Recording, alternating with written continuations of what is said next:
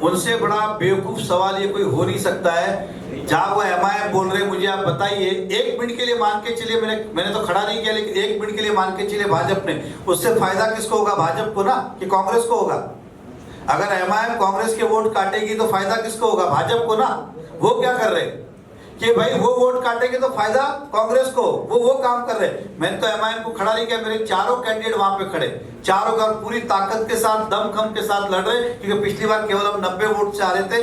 MIM खड़ा तो वो देखे, हमने अगर खड़ा किया है, अगर मान के चलो तो कांग्रेस को हराने के लिए किया ना। आपने क्या किया? नेताजी, दोनों लोग के आपसी लड़ाई अब व्यक्तिगत लड़ाई बन चुकी है। मैंने फिर कहा कि आप आज तक देखिए, हमने आरोप प्रति आरोप की बात कभी नहीं की। ये सारे जो बातें की, हम हमेशा विकास की बात करते हैं, डेवलपमेंट की, लेकिन अगर वो शुरू कर रहे हैं, अगर मैं खत्म नहीं करूं तो लोगों को लगेगा कि शायद ये सब सच है। क्या लोगों को लगेगा ये सच है?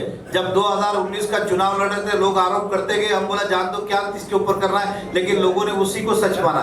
लेकिन फिर 5 साल मैंने जनता में जाके अपनी बात रखी, अपनी सच्चाई रखी, तब जाके मुझे फिर जनता ने वापस से मौका दिया। इसलिए आपके माध्यम से जनता को मैं खुलासा करना चाहता हूँ, इसलिए बात रखता हूँ। बाकी हमारे पास विकास के मुद्दे इतने कि हमें इन सब बातों की जरूरत नहीं है। धन्यवाद। जय हिंद, जय भारत। देखिए, आपने सब कलंकित लोगों को टिकट दिया है, अपने करीबी लोगों को टिकट दिया है। प्रताप सरनाईक इस समय बौखलाए हुए, फ्रस्ट्रेटेड है, उन्हें खुद दिख रहा है कि वो चुनाव हार रहे हैं और हमारी सरकार बन रही, इसलिए इस तरह के अब कुछ नहीं मिल रहा। तो और रहा सवाल मेरे आरोप का, तो जितने आरोप थे, मैं अभी किसी भी पद पे नहीं हूँ, महापालिका हमारी नहीं है, और 2024 में मैं जनता के सामने अपनी बात रख के, परीक्षा देके वापस इस शहर का विधायक बन के सेवा कर रहा हूँ। सर, संजय धोंडे रिटायर्ड अधिकारी है, वो आपके लिए काम कर रहे हैं। संजय धोंडे भारतीय जनता पार्टी के पदाधिकारी है, ठोक के बोल रहा हूँ, ठोक के। वो भारतीय जनता पार्टी के पदाधिकारी है, अनुसूचित जाति के हमारे पदाधिकारी है। उनके मुंह से ऐसे अनुसूचित जाति का व्यक्ति के ऊपर बोलना, इससे आज सबसे ज़्यादा अनुसूचित जाति हाथ हुई होगी कि ऐसे आरोप लगा रहे। सही मायने में तो एट्रोसिटी संजय धोंडे ने उन पर दाखिल करना चाहिए कि उनके बारे में इस तरह का आरोप प्रति आरोप कर रहे, ये गलत है। और वो उपायुक्त थे, रिटायर हो चुके, अब सेवा नहीं, अब वो क्या करे, वो उनकी विचार है, उनकी सोच है।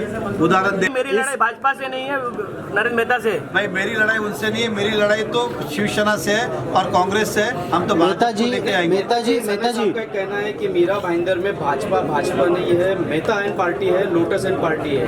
प्राइवेट हमारी लड़ाई मेहता से है, भाजपा से नहीं। तो नहीं है तो भाजपा को उम्मीदवार को जिताओ, मेरे से लड़ते रहो कोर्ट में।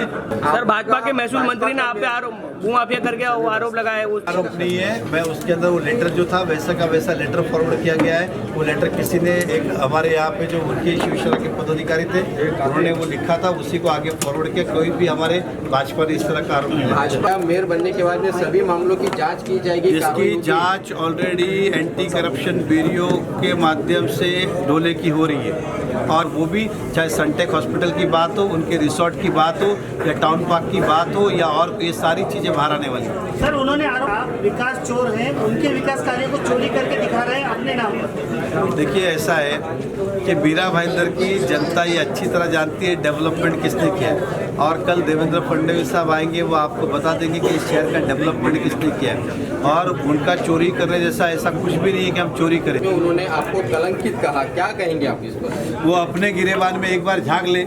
पूरे मीरा भाईंदर के सबके मिला के जितने गुने नहीं है, उतना बड़ा उनके ऊपर गुना ईडी का चालू है।